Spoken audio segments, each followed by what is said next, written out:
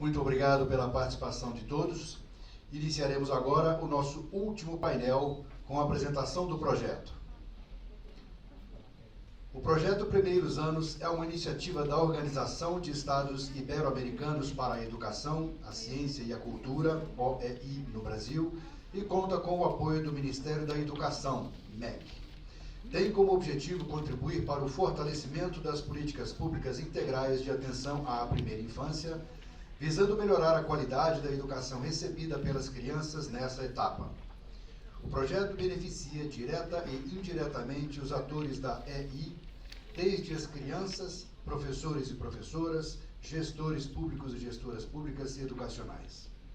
Para falar mais sobre este fundamental projeto, convidamos para compor a mesa o coordenador de cooperação da OEI no Brasil, Sr. Rodrigo Rossi, e os pesquisadores do projeto.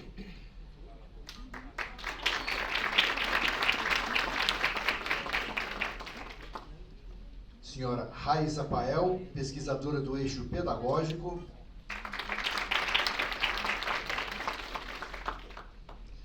Senhora Caroline Vissoto, pesquisadora assistente do eixo pedagógico.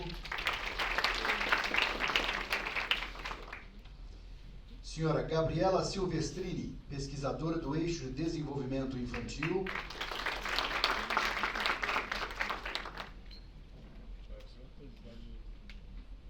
Senhora Ana Beatriz Goulart, pesquisadora do eixo de infraestrutura.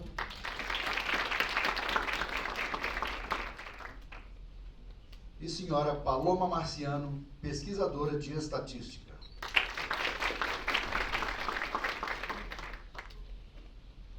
Neste momento, passamos a palavra ao coordenador de cooperação da OEI no Brasil, Rodrigo Rossi, que fará a condução deste painel. Olá, boa noite a todos. Boa noite ou boa tarde? Boa noite, né? Tem um provérbio que diz que a fome é inimiga da virtude. Mas lá na minha terra, na Bahia, a gente diz de uma outra forma, que é um pouco mais fácil de entender. Diz que barriga vazia não tem ouvido. Então agora estamos todos bem alimentados e com os ouvidos atentos. Uma boa noite a todos. Eu sou o Rodrigo Rossi, coordenador de cooperação da OEI no Brasil. E eu queria começar esse segundo momento, né, do nosso dia alguns agradecimentos. Em primeiro lugar, agradecer ao nosso diretor e chefe de representação da OEI no Brasil, Rafael Calu, que com a sua liderança e a sua visão estratégica e vanguardista nos coloca sempre para fazer eventos e projetos como esse, com muito conteúdo, bem apresentados, e claro que com esse reconhecimento público aqui, não tem nenhuma relação com o fato que eu estou encaminhando meu pedido de férias amanhã. Nenhuma relação. Mas, bom, agradecer também a toda a equipe da OEI aqui no Brasil, a tanta equipe de cooperação, que hoje eu coordeno, como também a equipe de administração. Um evento belo como esse só é possível pela conjugação de esforços, e realmente isso se reflete com toda a equipe que está trabalhando nesse projeto, mas também com quem está aqui por trás, cuidando do som, quem está cuidando aqui do nosso mestre cerimonial, nossas produtoras, a equipe que está fazendo a relatoria textual e gráfica. Não sei se vocês viram ali no canto esquerdo de vocês, todo esse evento está sendo traduzido de forma gráfica e textual e vai ser disponibilizado. Então, muito obrigado pela presença de todos. E, por último, agradecer a vocês, que são a razão de ser desse evento. O diálogo sobre a primeira infância não é um diálogo sobre essas pessoas que estão aqui agora com o microfone, mas é um diálogo entre vocês. A ideia de reunir poder público, instituições, gestores, especialistas, sociedade civil, é promover esse campo de partilha de ideias. Então, realmente aproveitem esses momentos, o coffee break, o coquetel que a gente vai fazer. Eu já estou pedindo para todo mundo segurar aqui até o final, né? Para fazer um estímulo positivo. Que é um momento único que a gente fez com o maior carinho para fazer um evento bacana e induzido dessa forma, para gerar diálogo, né? O diretor costuma falar muito, né? A educação como um todo, e na educação infantil também se reflete, não é um campo hermético, fechado. Né? Existem múltiplas perspectivas. Mas se a gente for ver, às vezes há muito mais consenso do que dissenso. Então, o diálogo sobre educação, diálogo sobre a primeira infância nasce com esse propósito. Mas, sem dúvida, o dia de hoje, ele vem crescendo e ganha o seu cume, seu pico, nesse momento agora, em que a gente vai, pela primeira vez, formalmente lançar o projeto Primeiros Anos. E aí, para falar um pouquinho sobre o projeto, eu trouxe aqui uma apresentação junto com os pesquisadores.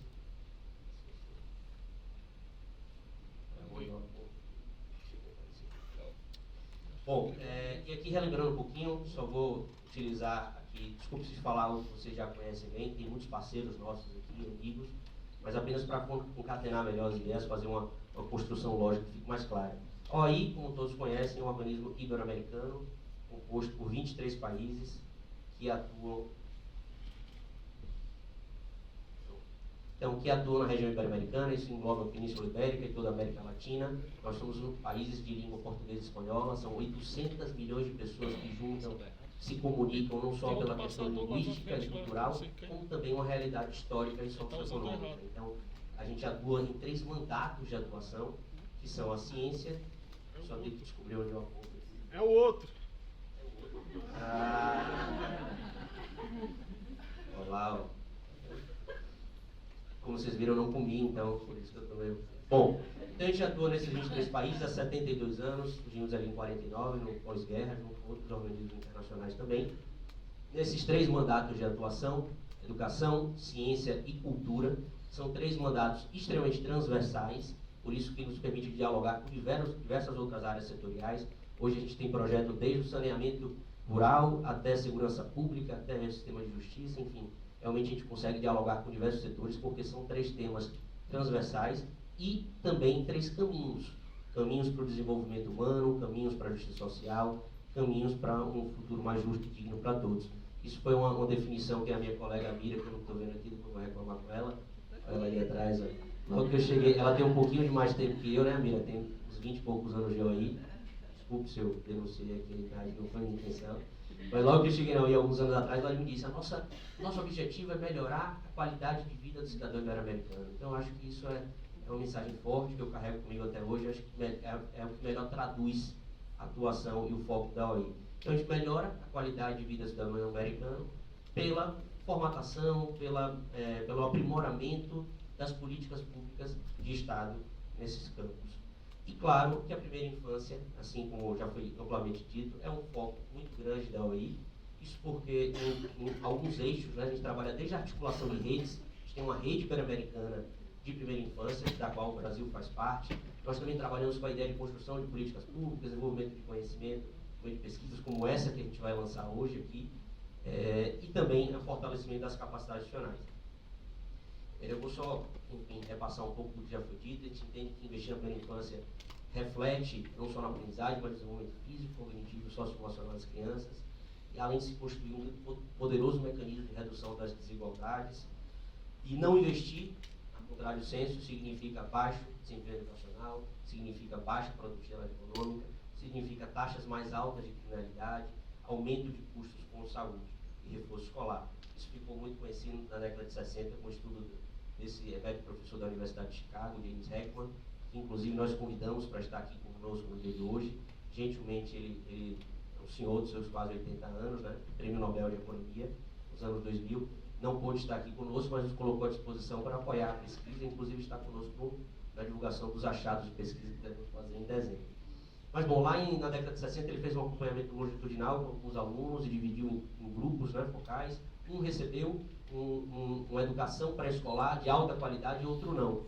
E o que se verificou era que aqueles que receberam um incentivo de alta qualidade na educação pré-escolar tiveram rendimentos melhores, melhor inserção no mercado de trabalho, e mais do que isso, os filhos desse grupo também tiveram resultados melhores do que o outro grupo. O que significa dizer que investir na educação infantil perpassa por gerações. Isso é interessante. Então, aquela ideia, aquela falsa retórica de que o futuro começa pelas crianças, não é uma retórica, é uma realidade. Tem evidências reiteradas mostrando que uma primeira infância bem vivida não só tem um reflexo direto na vida daquela criança pequena, daquele bebê, como também da família, como também da sociedade como um todo. Sim, o futuro começa pelas crianças. E foi por isso que em 2019, lá atrás, a gente fez essa publicação. A gente reuniu 14 especialistas, a gente comentou um pouco mais cedo, de todo o Brasil, que abordaram diversos temas da educação infantil. Isso deu origem a um livro, Educação Infantil em Pauta, que a gente fez junto com a Fundação Getúlio Vargas. E lá a gente abordou diversos temas, né? Esse lançamento se deu em junho desse ano, lá no Rio de Janeiro. E nesse momento a gente percebeu a importância também de trabalhar com investigação, com pesquisa, que focasse sobretudo no tema da qualidade da educação infantil. E foi a partir dessa origem, desse diálogo que se estabeleceu no livro, com todos esses especialistas, aí tem alguns deles, que nasceu o projeto Primeiros Anos. Onde é que eu miro aqui? Pronto. Vou dar o seu TT, vou ter que dar um spoiler. Você passa para mim, por favor? Pronto. Passamos agora.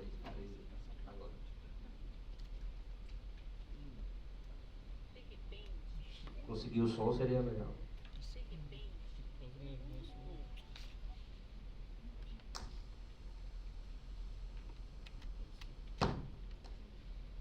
Esse é um vídeo interessante, um vídeo que ilustra, ele fala sobre o projeto. Cheio de dúvidas e descobertas. Com os primeiros passos. De repente, um mundo novo, cheio de dúvidas e descobertas. Com os primeiros passos, nós aprendemos, experimentamos e testamos o mundo. Desde os primeiros anos, aprendemos brincando. Exploramos nossa imaginação e criatividade. Brincando, aprendemos a nos relacionar e conviver em sociedade. E assim, construímos nossa autonomia e competências fundamentais para a vida. Pois brincar é muito mais que se divertir, é se desenvolver com qualidade. Por isso, a OAI lançou o projeto Primeiros Anos, compreendendo a necessidade de investir e tratar a educação infantil como prioridade nacional, promotor e protetor do desenvolvimento das crianças. Acompanhe o site primeirosanos.org.br. Quem aqui não pulou a amarelinha, não pintou ali o quadro, convido a todos a fazerem também. A ideia era transportar vocês para esse ambiente onde a brincadeira, a ludicidade, ela tem, como a Raiza fala muito, intencionalidade pedagógica. Então o projeto nasce, os Primeiros Anos, a partir de um contexto que já foi muito tratado aqui ao longo do dia de hoje, um contexto que se traduz nos desafios da educação infantil.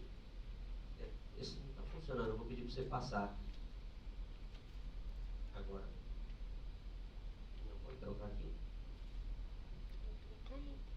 Pode passar? Bom, os desafios da educação infantil, e aqui já foi tratado muito, os desafios que interpassam, pode passar mais uma vez. A infraestrutura, alguns dados que a Miriam nos trouxe na tarde de hoje, falam que a gente ainda está um pouquinho longe, né, segundo o último ciclo de observação do Plano Nacional de Educação, de atingir a meta de 50% de cobertura na educação infantil, estamos em torno de 34%. Mas, para além da infraestrutura predial, ficou aqui muito claro nos dados que ela trouxe, que a gente está falando também de equipamentos e insumos. Então, assim, das 112 mil escolas da educação infantil, você tem por volta de 80 mil que são de competência municipal, 43% não tem um banheiro adequado, 34% não tem um parque infantil, 31% não tem uma biblioteca, isso escola pública municipal.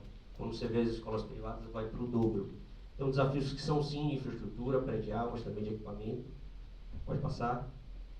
Desafios de formação dos agentes de educação, dos quase 1.400.000 professores que a gente tem na educação infantil, 22% não tem um curso superior em licenciatura, sem falar também na formação continuada. Desafios de qualidade, que é um pouco o foco do nosso projeto de pesquisa, que trabalha os direitos de aprendizagem, os campos de experiência, que olha para o que os nossos documentos mandatários já nos dizem. Já tem parâmetros, já tem critérios, tem também legislações robustas, e basta a gente tentar caminhar em direção a cumprir. Então, esses desafios todos, ele pode passar, foram acentuados pela pandemia. Alguns dados da Unicef falam 1 bilhão de crianças alijadas do processo educativo no período da pandemia. Isso foi no mundo inteiro, não só no Brasil. Aí pode retornar. Mas, enfim. E a pandemia, quando você tira uma criança do centro da unidade escolar, você tira ela de um espaço de proteção social, onde ela tem acolhimento, onde ela é tratada de forma como sujeito de direito, capaz, ativo, enfim, e coloca ela submetida a situações de estresse, de angústia. Então, assim, a pandemia teve um reflexo grande e mais ainda para as famílias em situação de vulnerabilidade social.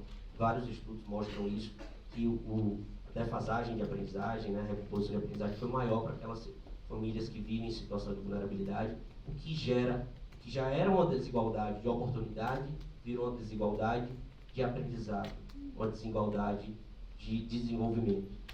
Então, esses desafios todos que foram postos pela pandemia, e aí esse dado também a Miriam trouxe mais cedo, acho que o Mauro ou a Miriam, falando que o último censo do INEP de 2021 mostrou que teve uma retração, diminuição de matrículas quando comparado com 2019, cerca de 9% nas creches e 6% na pré-escola. Parece não ser um número expressivo, mas está falando de 650 mil crianças alijadas do processo educativo. E hoje temos menos matrícula do que quando tínhamos lá em 2013, acho que foi quando começou a série histórica, né? Então é um dado que nos alarma, é um dado que nos preocupa e também parece que indica ser um reflexo da pandemia. Então o projeto nasce dentro desse contexto. Então, dentre tantos desafios que nós já temos e que estão postos, acentuados pela pandemia, como nós podemos apoiar os governos, em especial o governo municipal, para estruturar políticas públicas de desenvolvimento integral das crianças pequenas e dos bebês. Então, o nosso desenho de pesquisa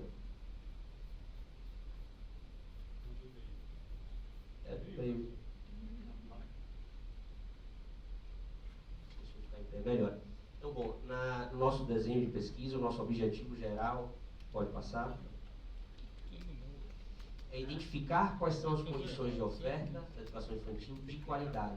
É entender se e como a gente pode apoiar esses municípios, identificando práticas exitosas, indicadores, aspectos, preditores do que seriam práticas de qualidade da educação infantil.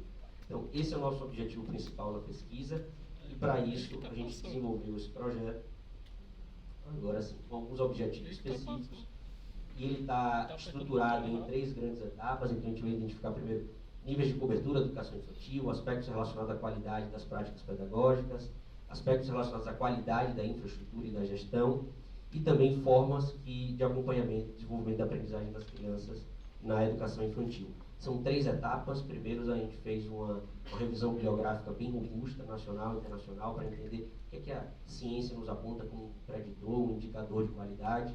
No segundo momento, nós fizemos um levantamento das bases de dados nacionais, Censo Nacional, Censo Escolar, PNAD, Munique, enfim, entre tantos outros, e aplicamos alguns indicadores de complexidade de gestão, de cobertura, para chegar na nossa amostra. E a gente percebeu no levantamento dessas bases que tem muitos indicadores sobre infraestrutura e sobre gestão, mas pouco sobre práticas pedagógicas e desenvolvimento infantil, o que nos levou a uma terceira etapa do projeto, que vai ser uma análise em profundidade nos municípios brasileiros, nas 5 regiões do país. Então esse é o terceiro momento que a gente começa agora, em setembro, investigando. Aí foram selecionados 50 municípios que destacaram a partir desses indicadores. Nós vamos em campo, a partir de setembro, em 10 deles, para observar e para analisar todos esses eixos que estão levantados na pesquisa, sobretudo pensando na qualidade, não como já foi pautado aqui, não como uma questão subjetiva. Existem vários parâmetros, e aí o Dalson trouxe muito bem como avaliar a qualidade a partir de alguns parâmetros. E para isso a gente trabalhou numa conjunto com pesquisadores que estão aqui dividem a mesa comigo hoje. Esses pesquisadores também tiveram um acompanhamento de um comitê de avaliação e acompanhamento externo. Esse comitê se estruturou inicialmente com essas 2 figuras que vocês já conheceram, o Jorge e o Dalson, mas que vem incorporar muitos pesquisadores especialistas agora na fase de leitura crítica das análises dos dados. Então já tem a Maria Helena Guimarães Castro, o professor Henrique Paim e tantos outros que vão compor agora para fazer a leitura crítica. A gente quis avaliar ao longo da pesquisa mesmo, um comitê independente de avaliação, e foi estruturado nesses 4 eixos, né? Ela é multidimensional e trabalha tanto o eixo pedagógico, de infraestrutura, desenvolvimento infantil e gestão. E para falar sobre eles, eu vou convidar meus colegas de mesa aqui para explicar um pouquinho mais das pesquisas, como é que a gente chegou, onde estamos e para onde vamos. Pode ser? Vou começar aqui com o pedagógico. Me desculpe que eu não apresentei a Raiz, a nossa pesquisadora do eixo pedagógico, a Carol também é nossa assistente de pesquisa do eixo pedagógico. Obrigada, boa noite mais uma vez. Então, como eu já fui apresentada, eu sou a Raiza e eu há 20 anos, eu sei que não parece, mas eu tenho pesquisado, estudado e trabalhado na educação infantil. Isso porque eu tive o privilégio de cursar pedagogia com habilitação em educação infantil. Então, eu sempre gosto de me apresentar falando dessa especificidade da minha formação e destacando que os 4 anos da minha graduação foram olhando para as crianças pequenas, fazendo estágio e acompanhando. E aí, claro que para a gente fazer esse mergulho, né, sobre por que a gente está estudando práticas pedagógicas dentro do projeto e por que a prática pedagógica ela é importante para a qualidade da educação infantil, eu quero contar uma história, assim como o Dalson, que eu vivi enquanto professora contratada aqui na Secretaria de Educação do Distrito Federal, né, e as minhas colegas aqui na Secretaria fazem presente, obrigada. E isso aconteceu em 2015, então eu assumi na Escola Classe 415 Norte, a regência de uma turma de crianças de 4 a 5 anos. E eu cheguei na escola muito empolgada, muito feliz, com uma proposta para a direção da escola e para as famílias, de valorizar a experiência das crianças e de explorar os espaços da cidade.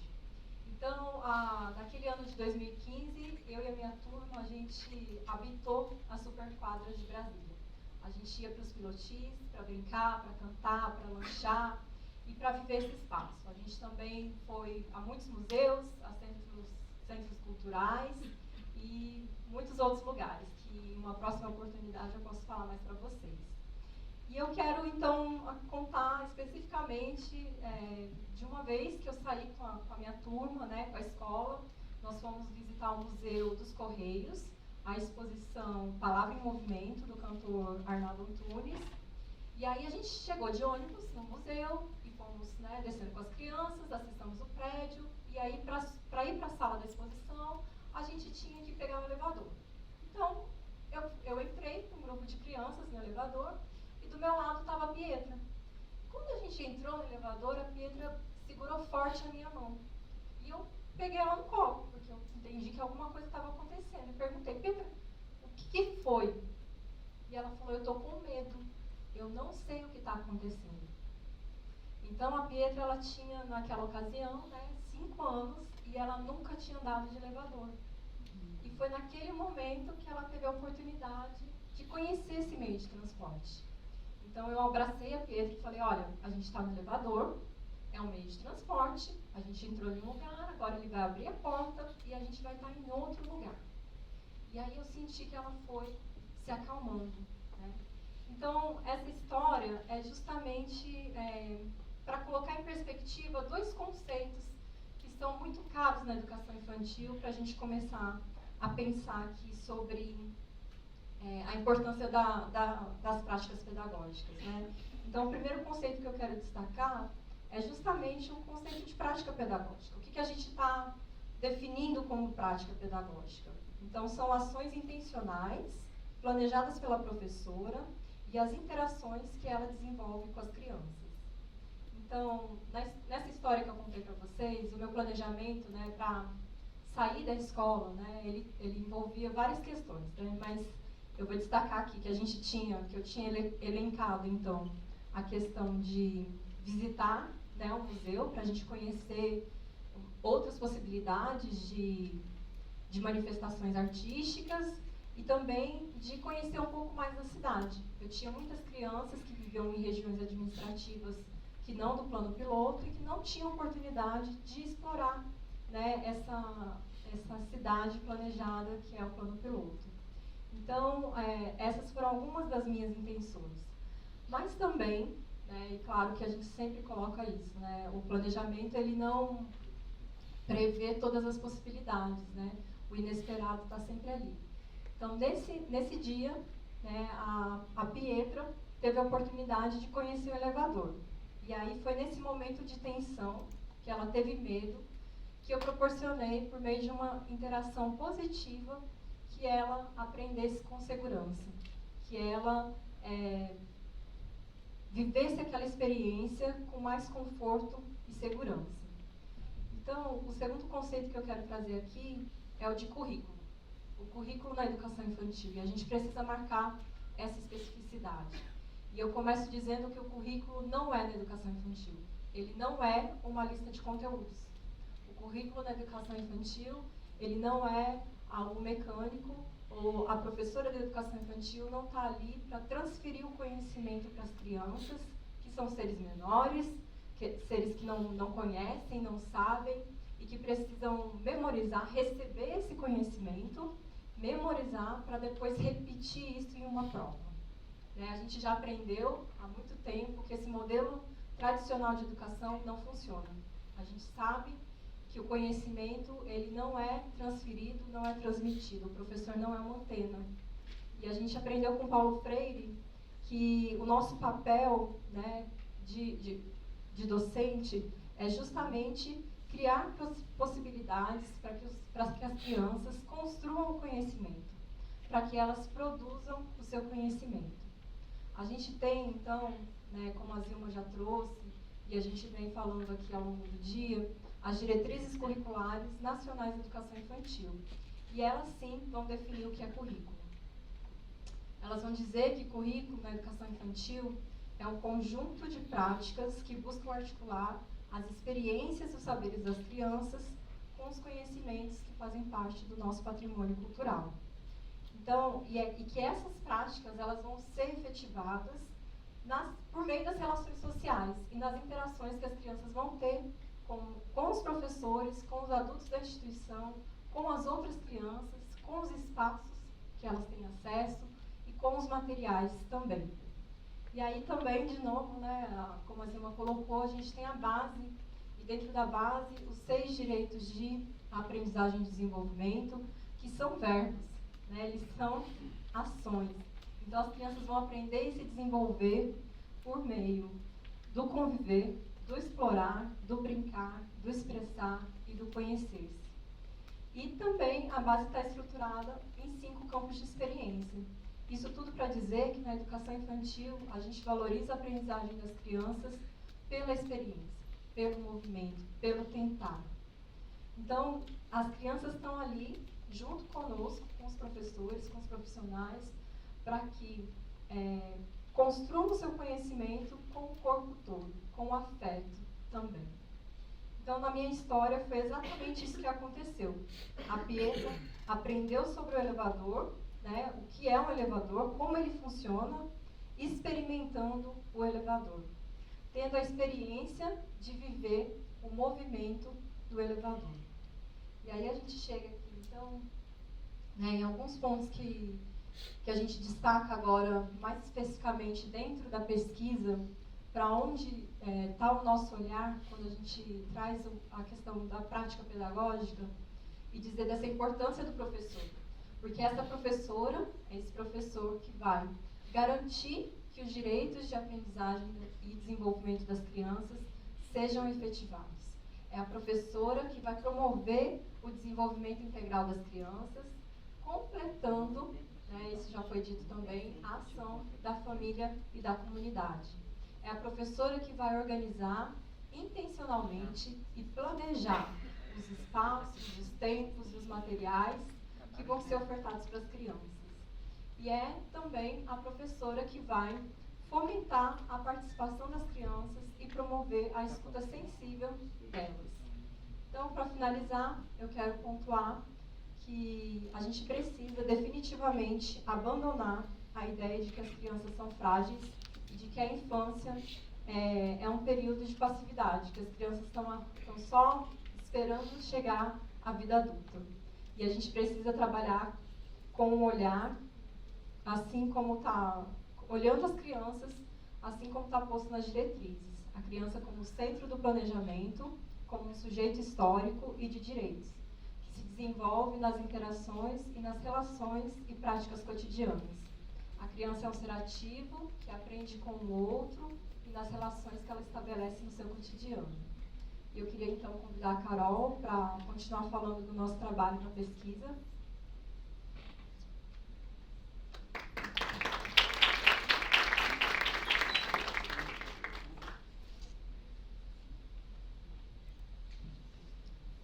Bom, gente, boa noite, então. Eu acho que boa noite já, não sei. Eu espero que sim, para não ficar tão feio aqui para mim. Eu quero, então, continuar a partir da fala da Raiza, partindo dessa compreensão de que se as crianças, né, elas são seres ativos, são sujeitos históricos, sociais, de direitos, são também sujeitos situados, né?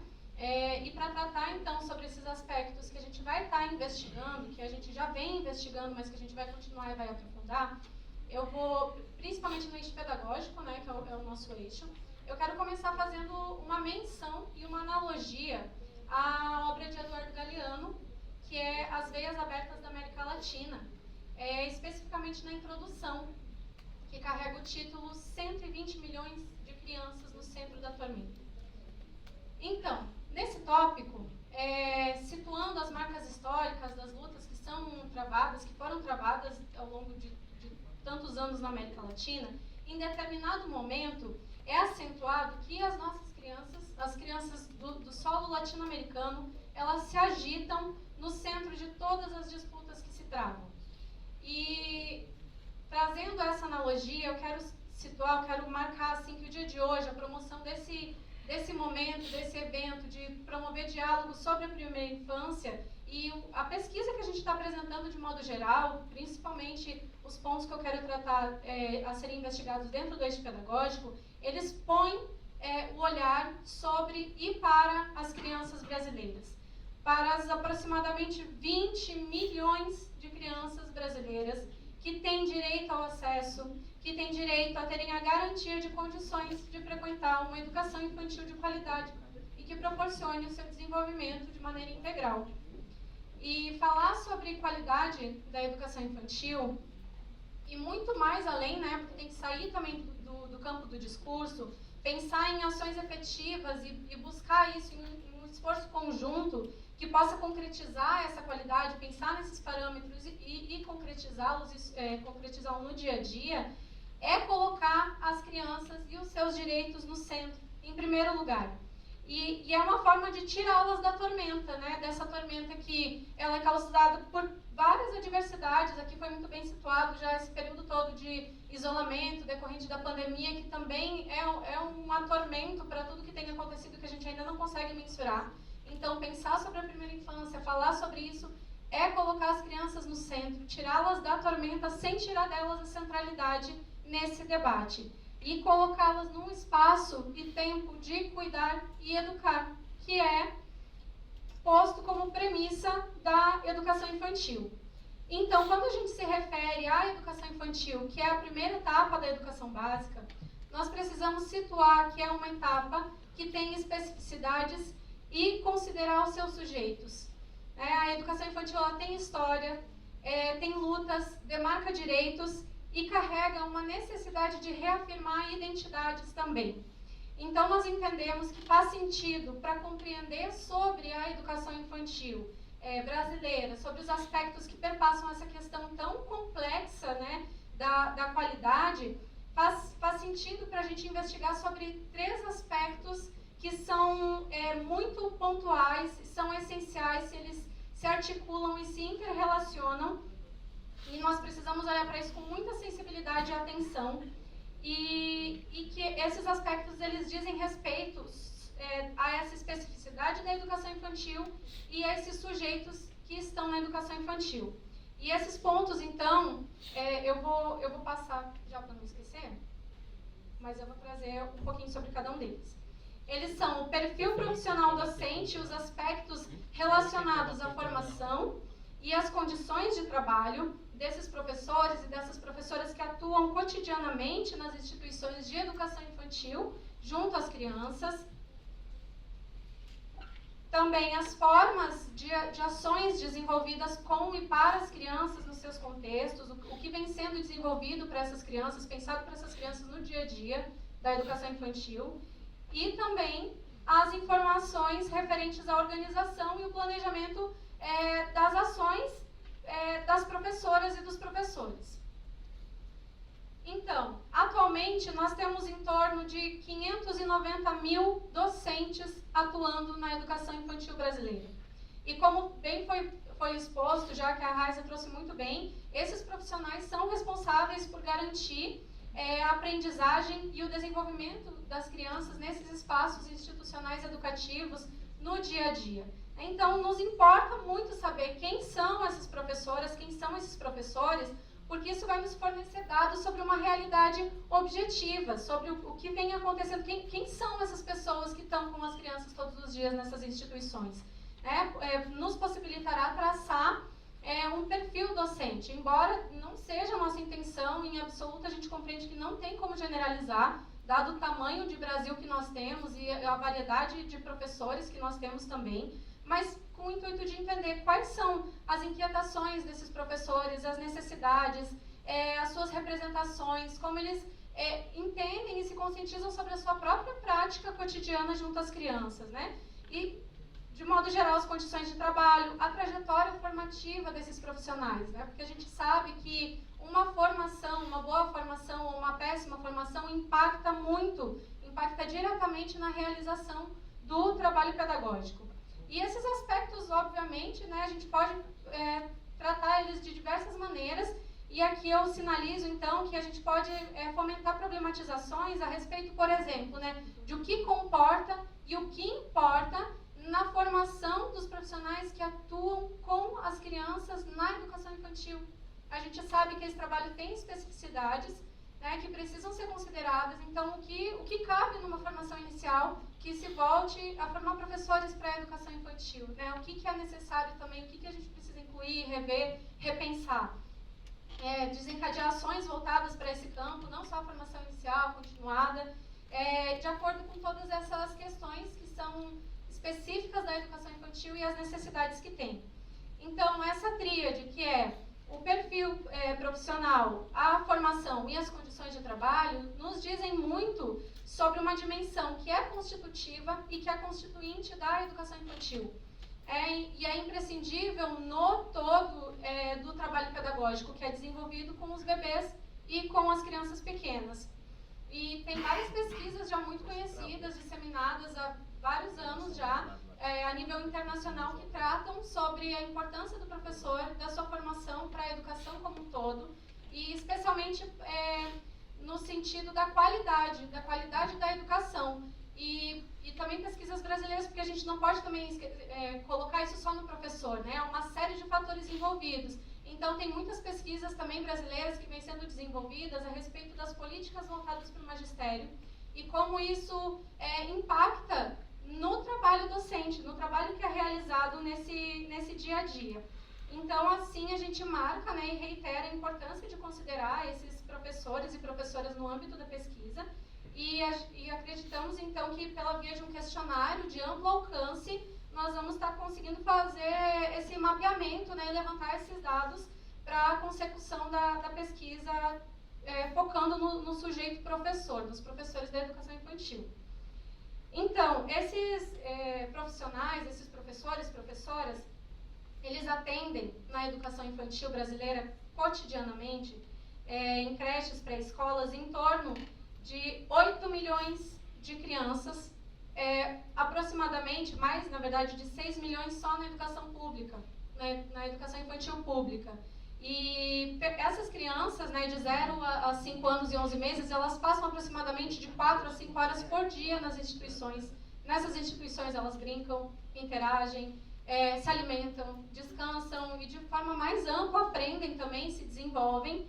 E assim, os estudos que tratam sobre essa qualidade da educação infantil, sobre as práticas pedagógicas, principalmente na creche, ainda é muito incipiente.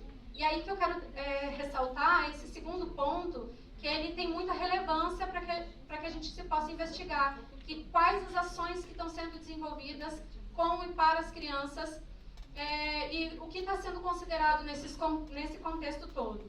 Elas passam muito tempo dentro dessa instituição, então como vem sendo desenvolvidas essas práticas?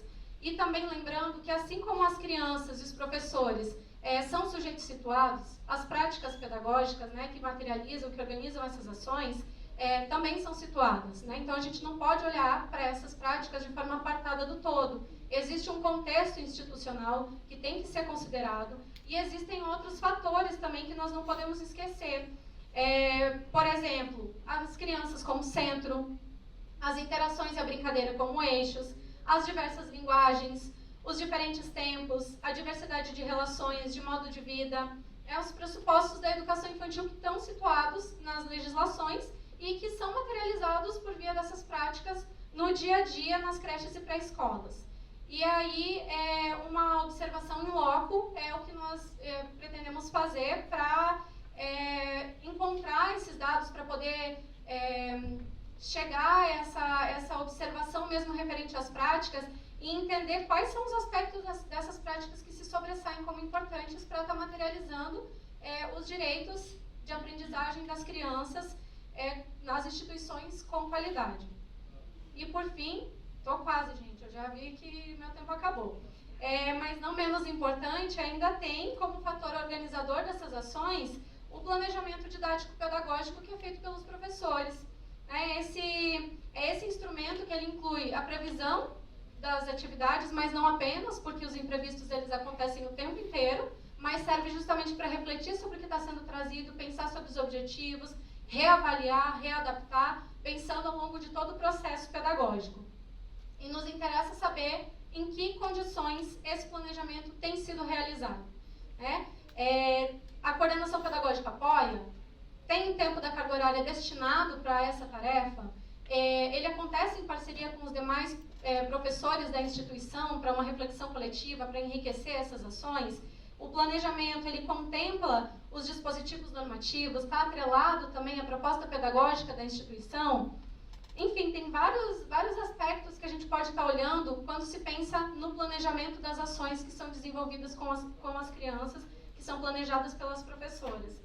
E para investigar, então, esse ponto, a gente considera pela via de uma entrevista a importância de contar com a participação das professoras para que a gente possa apreender sobre como vem sendo feita essa organização, considerando as condições, as perspectivas e as percepções dessas profissionais que são essenciais para o planejamento, para a materialização e para a organização das práticas pedagógicas.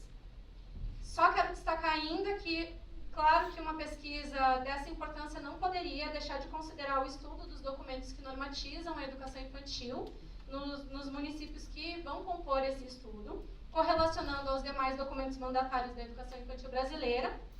E, agora sim, estou terminando, só para retomar então essa analogia inicial e com a licença poética, eu quero marcar que são 20 milhões de crianças brasileiras que estão no centro dos debates, que estão no centro do nosso debate aqui hoje, debate sobre uma infância livre, plural, e que a gente preze pela construção e fortalecimento de uma educação infantil de qualidade.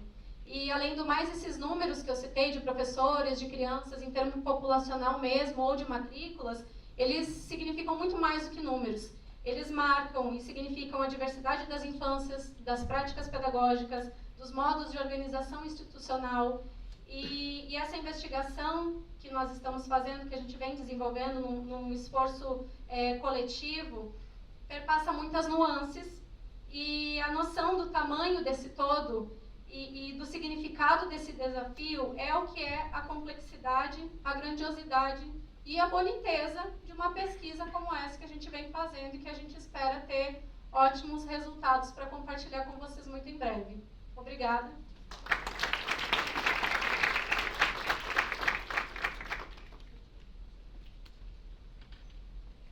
Bom, obrigado, Raiza, obrigado, Carol. Você está com mais êxito que eu na passagem dos slides. Na sequência, passo a palavra para a Gabriela, que é a nossa pesquisadora do Eixo Desenvolvimento Infantil. Boa noite, pessoal, novamente. Eu sou pesquisadora do Eixo de Desenvolvimento Infantil, mas é um eixo indissociável, né, de todos os outros. Só vou aprofundar um pouco mais na temática, talvez eu repita algumas informações que já foram faladas aqui hoje. Eu sou neurocientista da educação, então o que foi falado aqui de cérebro hoje eu vou só falar mais um pouquinho, né, porque está em mim, eu não consigo não falar disso. Mas antes eu queria só propor uma reflexão breve, assim, pra gente como adulto pensar, assim, de um ano pra cá, o quanto que cada um aqui evoluiu, desenvolveu em alguma área. Porque a gente continua desenvolvendo, quem está com 100 anos está desenvolvendo, tem célula morrendo, nascendo todo dia. E as crianças também. Só que na infância, o cérebro, ele avança de uma maneira extraordinária, com velocidade, de muita complexidade. Foi muito que foi dito aqui hoje. E é importante a gente sempre ter em mente que O desenvolvimento cerebral e as aprendizagens que vêm interligadas, elas são diretamente dependentes das relações sociais e emocionais. Exceto em casos de condições genéticas severas, todas as crianças, 100% das outras crianças, nascem com os genes essenciais para o desenvolvimento natural. Mas o nosso genoma, ele é dinâmico, para favorecer a evolução da nossa espécie, ele tem que ser dinâmico, se adaptar ao ambiente, ou seja, o ambiente vai afetar o nosso desenvolvimento. E isso pode impactar também de maneira negativa, e é o que acontece muitas vezes nas crianças que sofrem alguma adversidade, sendo a pobreza, desvantagem socioeconômica. O professor Jorge citou ali agora, mais cedo, da escolaridade materna, né? Que é um ponto também que interfere até no desenvolvimento cerebral das crianças em termos estruturais. Algumas áreas do cérebro podem ter o volume aumentado ou diminuído a depender da experiência que ela vive quando ela é pequena. E essas áreas, eu vou dar um exemplo, uma área que pode ser aumentada, a amígdala pode ter o volume aumentado, é uma área muito relacionada ao medo. E as áreas diminuídas são áreas relacionadas à memória, são áreas relacionadas à tomada de decisão, regulação emocional. E daí como que a gente pensa, nossa, mexeu na estrutura do cérebro, e agora, né? E daí da vida para frente? É uma responsabilidade muito grande que a gente tem. E qualquer adversidade, a responsabilidade não é de quem, não é daquele ator principal ali, o que pode ser chamado de negligência. A negligência é da sociedade inteira, né? Eu vou colocar aqui algumas coisas, porque ainda bem que nós temos notícias boas também, de práticas que facilitam, favorecem o desenvolvimento, que é como prestação de cuidados acolhedora, proteção até em termos de nutrição, proteção a violências, interação humana, permitir a interação humana com crianças de outras idades, com adultos, a sensibilidade. Mas cedo alguém falou da responsabilidade, foi no videozinho da menininha, né, que ela fala, dizem que os adultos têm que ser responsivos e sensíveis às crianças, mas o que é isso? É você brincar, né, interagir com a criança e ser responsivo às necessidades delas, físicas e emocionais. E além disso também oportunidades do brincar, de interagir com o ambiente. A criança precisa disso para se desenvolver. No Brasil, a gente tem esse equipamento social importantíssimo, que são as instituições de educação infantil, que atendem crianças de 0 até 6 anos de idade, e nós temos vários documentos normativos que amparam a educação infantil, que nem existe em vários países desenvolvidos. A gente não tem em outros lugares. Aqui é muito avançado nesse sentido. A gente tem que aproveitar disso. O Brasil é um país muito grande, complexo, diverso. É difícil mesmo a gente conseguir investir de forma assertiva, que abrange todo mundo. Mas existem aspectos que estão além da cultura. Alguns estudos bem robustos na educação infantil viram que o ambiente escolar acolhedor, o suporte emocional, organização, aqui a gente da sala de aula, mas é bom lembrar que quando a criança é pequena, né, a gente pode falar salinha de referência e todos os outros ambientes que vão fazer parte do cotidiano dela, a qualificação dos professores, como falado pela Carol, o currículo centrado na criança, falado pela Raiza, a razão professor-criança, que é um desafio muito grande no Brasil.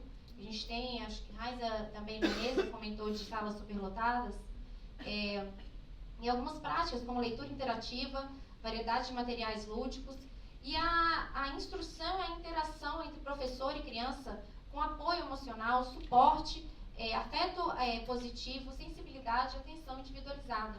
Essas características, elas são ainda maiores, têm resultados mais significativos ainda em populações que estão em desvantagem socioeconômica, ou seja, reforça o papel da instituição de educação infantil como equipamento social indispensável, indiscutível a necessidade. O que a gente tem que fazer é melhorar mesmo, identificar onde a gente tem a oportunidade de melhorar e ir para frente com isso.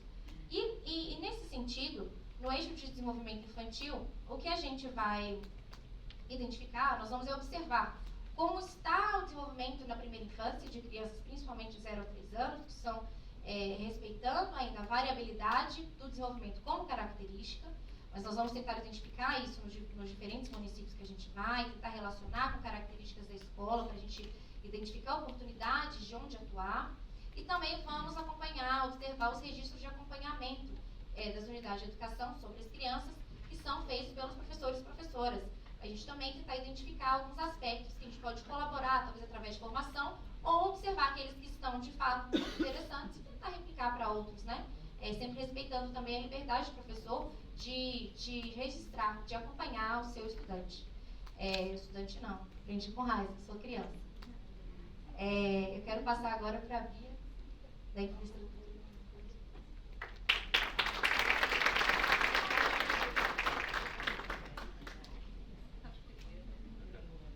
Boa noite, pessoal. Um prazer estar aqui.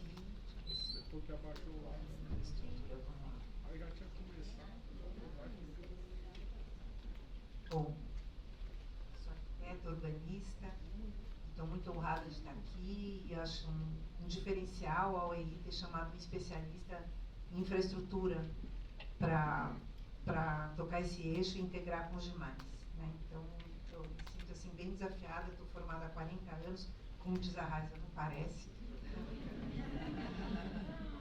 Mas já faz 50, digamos, que eu estou, não, talvez 60, que é a minha idade, que eu vivo uma experiência muito forte, meio como nasceu a pesquisadora em mim desse tema, então uma historinha bem rápida. Hoje, depois da história que eu ouvi sua, Nelson, me deu vontade de contar uma outra história, mas eu até não costumo escrever, viu, Rodrigo? Eu costumo falar de improviso, mas eu fiquei preocupada em me perder nos 10 minutos, então acabei fazendo um roteirinho aqui. Mas eu não vou contar hoje, mas foi uma história muito forte no mesmo campo de experiência que você viveu, que eu acho que esse Brasil nos ensina isso, né? A precariedade e a insistência das pessoas em estarem na escola, né? Bom, mas o que eu vou dizer como desses anos de experiência, desde que eu nasci, quase, porque eu nasci na frente de um campo de futebol, né? Não na hora do nascimento, assim, no hospital. Mas a minha casa em Santo Amaro, um bairro que era periférico, na época, na cidade de São Paulo, hoje já não é mais, a periferia assim, alastrou, né? E eu tive a oportunidade de começar a construção de uma escola quando eu tinha uns 5 anos de idade, no campinho de futebol que a gente jogava. Eu jogava muito futebol, eu fui criada no meio de meninos. E foi uma lástima ver uma escola ser construída num campo de futebol, que é uma coisa que acontece até hoje no Brasil, infelizmente. As escolas são os melhores terrenos para as escolas planas que a gente tem, são escolhidos os campos de futebol. Então as cidades pedem campos de futebol para ter escola. Isso é uma coisa que a gente tem que resolver, porque é importante ter os dois, e as nossas cidades cabem os dois. Bom, voltando para a minha experiência, eu vi aquela obra por uns 2 anos, muito estranha, uma escola toda de concreto bem esquisita, e a minha mãe me matriculou lá. E foi difícil para mim entrar num lugar que eu não tinha gostado, né? E aí eu vivi essa experiência de um espaço um projeto super premiado da arquitetura. Eu fui saber isso muito depois, né? Depois de ter feito toda a educação básica lá e entrado na faculdade de arquitetura na Universidade de São Paulo, eu soube que o mesmo arquiteto que fez a FAU tinha feito a minha escola, e elas eram idênticas. Então eu tive uma experiência de uns 21 anos da minha vida de estudar num lugar de concreto, com rampa sem janela. Mas que, um pouco parecida com a história da Pietra, né? Só que eu não tive uma professora mediadora como você, ela teve muita sorte de ter você, Raíssa. Eu tive que resolver isso tudo muito sozinha, que foi, através do espanto, entender a importância da desnaturalização do óbvio. Ou seja, aquele arquiteto jogou um desafio para os professores, tanto daquela escola de educação básica como para a Universidade de São Paulo, para a Faculdade de Arquitetura, de ter que dar um jeito de entender aquele lugar. E aí, um pouco o que a gente diz é que esse modelo convencional de educação foi sendo convidado, ou quase forçado, a ir mudando para entender e explorar a potência daquele lugar, que não era tão óbvia quanto um corredor cheio de sala de aula. E aí que eu fui entendendo, foi nascendo em mim esse interesse a partir da experiência, de eu perceber que tinha alguma coisa ali. Claro que como criança eu fui só desfrutando ou me apavorando muitas vezes, mas na faculdade de arquitetura teve um outro fato importante, que no exame de vestibular, na arquitetura tem um exame específico de desenho. E caiu para mim o tema criança e cidade. Eu falei, acho que é o destino, não foi uma escolha, né? Porque é a minha área de pesquisa. E foi ótimo, porque eu acho que foi por isso que eu entrei, porque eu tirei uma nota altíssima, porque eu fiz uma cela de uma prisão, que era a sala de aula, né? Que eu lembrei de como que eu me sentia, na verdade, né? Durante o tempo inteiro presa, porque eu não podia fazer nada fora dali. E a partir daí, então, desses desafios, me surgiu a grande pergunta que eu persigo até hoje, que hoje eu estou tendo a oportunidade de aprender com essa equipe que está aqui, graças ao projeto, que é a pergunta que é como que a arquitetura e o urbanismo podem contribuir para a qualidade da educação. Porque eu não me interessava também só pela escola, mas da relação da escola com o seu entorno. Eu trabalhei, acabei tendo a sorte também na minha vida profissional de trabalhar na criação do bairro Escola de Nova Iguaçu, que foi a política, foi um conceito que Gilberto de Menstein inventou na Vila Madalena, de bairro escola, e que a gente aplicou como política pública numa cidade de 1 milhão de habitantes. Como é que o bairro pode ajudar a escola a ficar melhor? Então, eu acabei me interessando também pela qualidade do território educativo dentro da instituição educativa, mas também do entorno, de como que isso tudo pode se correlacionar. Bom, né, um pouco, acho que todos vocês estudaram isso, mas eu gosto de lembrar que, né, a arquitetura escolar, as nossas escolas, que foram tão bem estudadas por Foucault, né, são presídios, manicômios e conventos. Vem daí as primeiras escolas no Brasil e no mundo.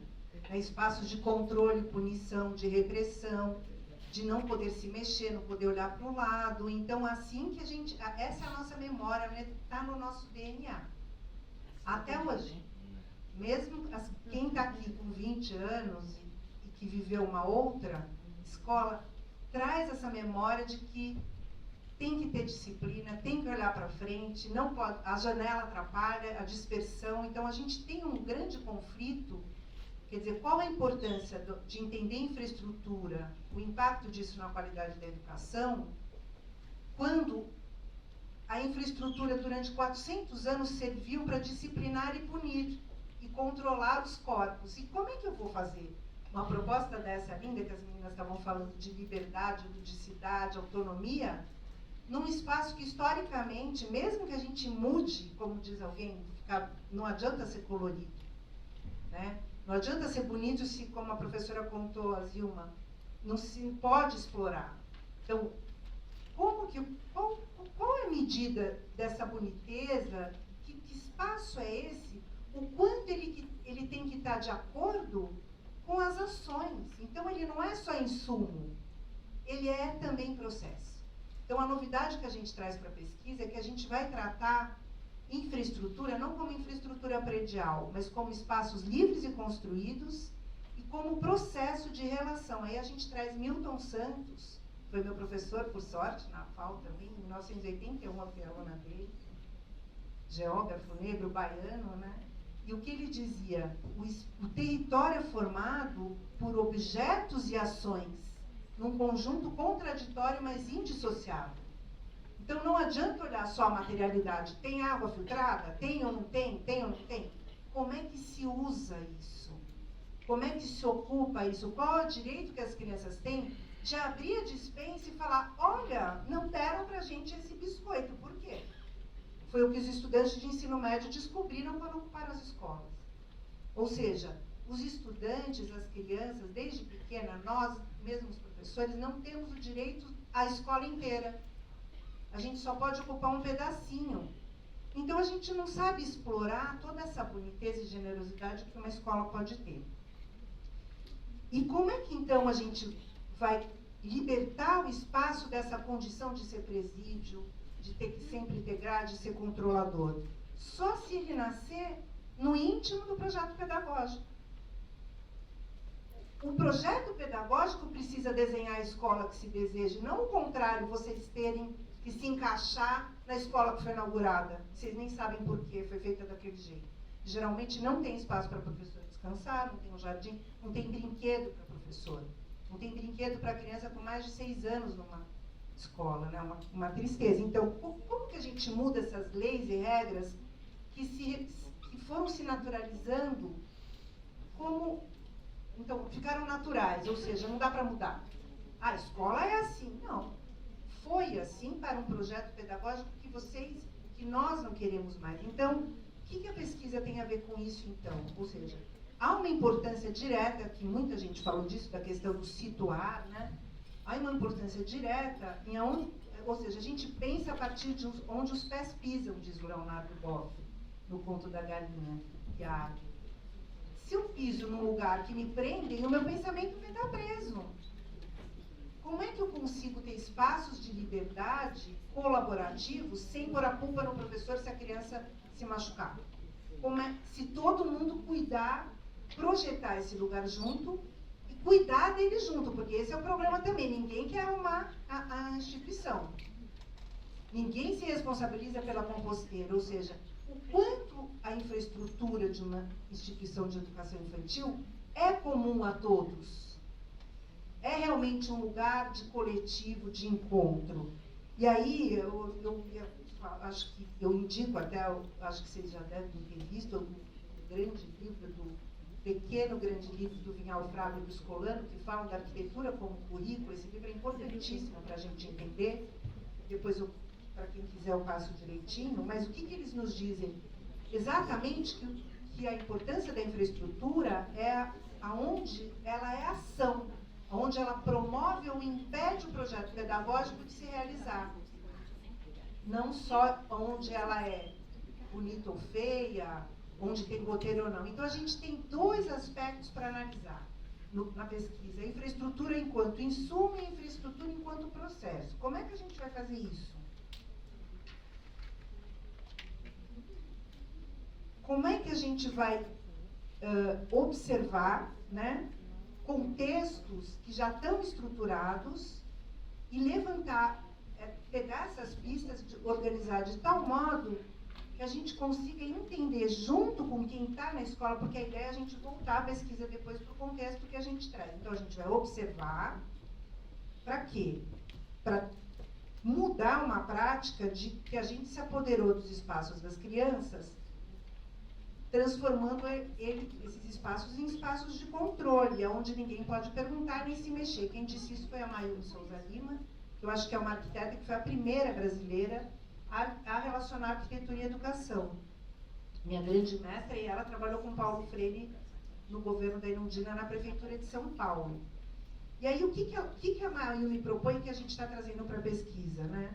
E o que isso tem a ver também com o que Milton Santos diz, que o território é objetos e ações. A gente quer considerar tudo que as pesquisas oficiais trazem na medida do que é a infraestrutura como insumo, ou seja, água filtrada, luz, esgoto, tamanho, se tem isso ou não tem aquilo, sim. Então, a gente vai a campo com essas pesquisas para observar, porque nem sempre há uma discrepância, como o Dawson nos ensinou, há uma discrepância entre o que as pesquisas dizem e a realidade, porque quem responde a pesquisa responde por si, muitas vezes, e ao mesmo tempo a gente vai querer olhar como é que se dão essas relações lá, a partir de quem habita esse espaço. Então, claro que o eixo pedagógico, através até das referências de literatura que eles trazem, vão medir se a mesinha é baixa ou alta, se as crianças alcançam ou não, se a janela é grande, mas a gente vai observar o quanto o projeto de arquitetura contribui ou não para o projeto pedagógico se desenvolver. Então, a gente não vai olhar também só para o que está lá, mas a história daquilo como foi feito. Então, nós vamos pesquisar como se deu, e aí eu vou estar muito próximo ao eixo da gestão, que vai falar agora daqui a pouco o Rogério, vai falar através de um vídeo, que é quem decidiu que essa escola foi lá? Com quanto dinheiro se fez essa escola? Como que se decide um projeto? Quem que decide se é aquela planta, né, como vocês chamam? Como que é isso? Então, a gente também vai levantar nos municípios que a gente vai estar da onde veio aquela materialidade e que processos aquela materialidade induz. É um pouco isso que eu queria compartilhar com vocês. Eu tenho mais uns 30 segundos. Acho que é isso. O nosso objetivo é que os habitantes da unidade escolar passem a se responsabilizar por ela. Se eles forem autores das transformações de infraestrutura ali realizadas, eles vão poder cuidar desse lugar, né, e fazer uma gestão compartilhada, como foi defendido aqui. E aí, quem sabe essa unidade de educação infantil pode ser uma luz para transformar, ela se transforma no território educativo, porque nem sempre uma unidade de educação infantil é um território educativo, infelizmente, que ela se transforme nisso e possa iluminar o seu entorno e que isso se propague para toda a cidade. Eu acho que eu queria agradecer de novo, então, ao OEI de nos oferecer esse horizonte de desafios, né? Eu estou muito animada e esperançosa também, como a Carol, todas, com o que vamos produzir. E agora, obrigado para vocês de nos ouvirem. E agora vocês são nossos cúmplices, não tem jeito, né? Vão ter que vir com a gente. Obrigada.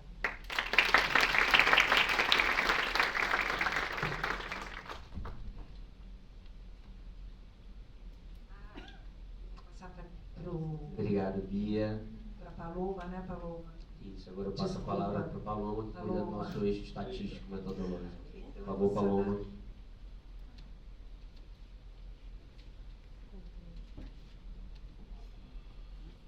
Bom, gente, boa noite novamente. Então, vou apresentar um pouco aqui da metodologia que a gente vai adotar ao longo da pesquisa do projeto Primeiros Anos. Então, a princípio, né, como o Rodrigo adiantou, é uma visão geral, né, dos dados que a gente tem para a educação infantil, que a gente sabe que ainda são escassos.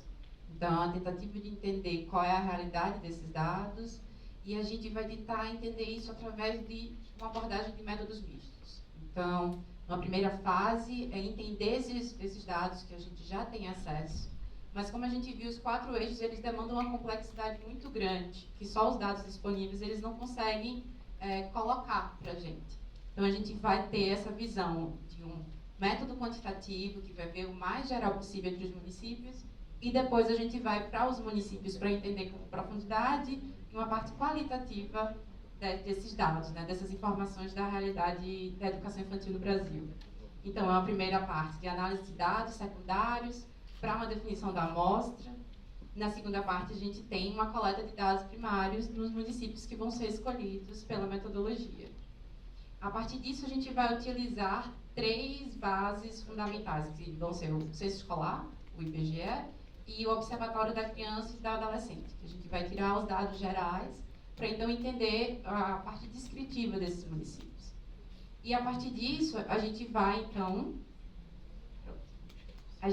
entender a realidade dos 5.570 municípios, a gente vai observar isso em profundidade em 10 municípios específicos, em 2 municípios por região que vão ser escolhidos de forma aleatória, e por fim, esse perfil do município que a gente vai buscar especificamente são os que têm entre 20 mil e 500 mil habitantes, que corresponde a mais ou menos a 60% da população das crianças entre 4 e 5 meses.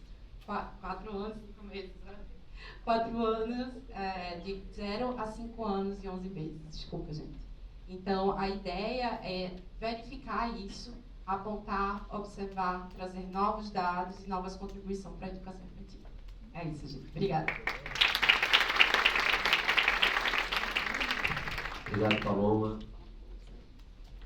Lembrando a todos que todas essas informações estão no Short Report, no resumo executivo, disponível no site primeirosanos.org.br, que hoje a gente está disponibilizando. E eu queria, nesse momento, agradecer a todos os presentes, aqui a todas as instituições, CNJ, CNE, Ministério da Cidadania, que é representado e muito nos honra com a sua presença, o Ministro de Estado da Cidadania, o Ministério da Educação, também aqui representado pela nossa secretária executiva adjunta, Silvia, e toda a equipe aqui da SEB, da Semesp e tantas outras que estão, a todos vocês que nos disponibilizou o seu tempo, sua atenção, por estar aqui conosco hoje, e fazer um pedido, uma chamada, pedir que vocês acompanhem a pesquisa, pedir que vocês divulguem a pesquisa, pedir que vocês defendam a educação infantil. É como a Raiz, nosso eixo pedagógico aqui colocou, é a criança no centro, com o sujeito ativo, de direito, participativo, mas não só da ação pedagógica, mas também da ação do Estado. Então é isso que nos une aqui, é isso que nos trouxe até aqui. Então, peço que nos acompanhem em dezembro desse ano. Espero estar com vocês mais uma vez, divulgando os resultados dessa análise que a gente está fazendo. Muito obrigado e um belo dia. Estou me lembrando aqui que ele fez um glossário da educação infantil, com os termos corretos, enfim. E esse glossário foi feito aqui por toda a nossa equipe e também está disponibilizado no site primeirosanos.org.br. Agora estou aprovado na matéria. Obrigado, pessoal. Bom dia a todos.